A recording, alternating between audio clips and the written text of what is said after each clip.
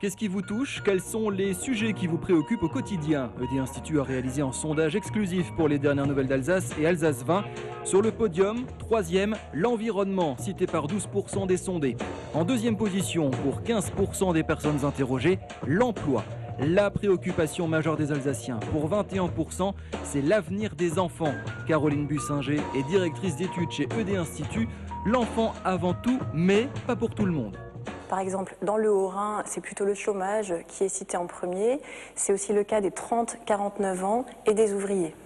L'avenir des enfants et des petits-enfants, on ne s'attendait peut-être pas à ce qu'elle soit en premier, mais finalement, est-ce qu'elle ne résume pas un petit peu tout ce qui est problème d'emploi et problème d'environnement à elle seule? L'enfant, les Alsaciens ont semble-t-il décidé d'en faire l'objet de toutes leurs attentions.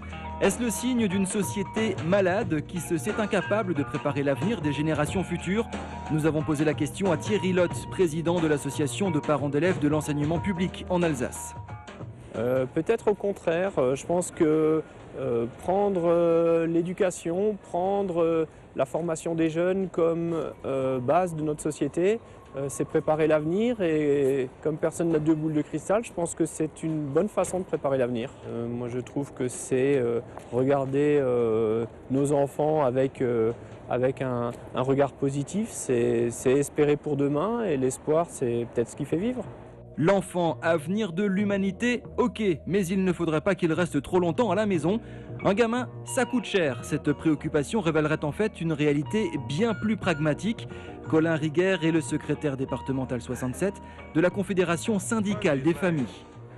L'enfant rentrant de plus en plus tard sur le marché du travail, ayant de plus en plus de difficultés à trouver un emploi, tout est lié, on revient à l'économie. L'économie, effectivement, dicte sa loi aux familles, et les familles s'adaptent avec ce qu'elles peuvent. L'enfant reste de plus en plus tard dans la famille. Alors on aime tous nos enfants, évidemment, on a envie de les conserver le plus longtemps possible à la maison, mais en même temps, un enfant à la maison, ça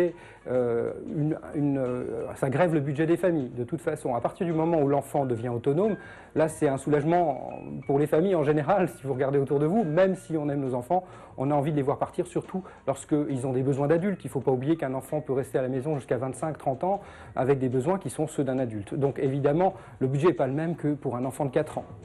Avoir un travail fait rarement partie des moindres préoccupations de tout un chacun. Mais cette inquiétude résonne particulièrement en ces temps de troubles économiques.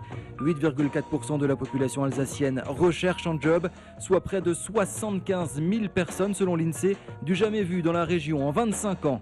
Anne Winterhalter est adjointe du directeur régional de la Banque de France. L'institution prend régulièrement le pouls de l'économie alsacienne. Est-on sorti de la crise? Comment se porte le marché de l'emploi? La situation s'améliore doucement. On a constaté depuis l'automne l'arrêt de la dégradation de l'activité des entreprises industrielles et puis des services marchands. De la même façon, on a noté une très légère amélioration de la conjoncture dans le secteur du bâtiment. Reprise est peut-être un bien grand mot. Je dirais qu'on a un certain nombre de signaux positifs qui nous permettent de dire que la reprise est là, même si elle est lente et fragile. S'agissant de l'emploi, on constate que le chômage partiel est un petit peu moins important qu'il ne l'était et que la hausse du recours à l'intérim commence à se manifester. Et au fait, vous, quelles sont vos préoccupations? L'avenir de mes enfants. Qu'on gagne pas mal plus d'argent parce que la vie est de plus en plus dure. Bien solidifier mon projet professionnel. Le fait de ne pas trouver de job pour les jeunes. Pouvoir conserver mon travail à moi et celui de mon épouse. Dernier chiffre à retenir, 35% des personnes interrogées par ED Institut pensent que 2010 sera meilleur que 2009. C'est peu, mais c'est une réelle lueur d'espoir.